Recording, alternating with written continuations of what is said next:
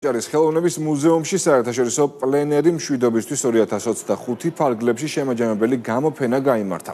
გამოფენაზე საერთაშორისო პლენერში მონაწილე ხელოვნების ნამუშევრები იყო წარმოდგენილი, რომლებიც აჭარაში 4-დან 9 აგვისტოს ჩათვლით პერიოდში სხვადასხვა ლოკაციაზე შექმნეს. პროექტის მიზანი საქართველოს ოკუპირებული ტერიტორიებიდან იძულებით გადაადგილებული მხატვრების დაახლოება, ინტეგრაციის ხელშეწყობა და მომავალში ერთობლივ პროექტებში მონაწილეობის მოტივაციის ამაღლებაა.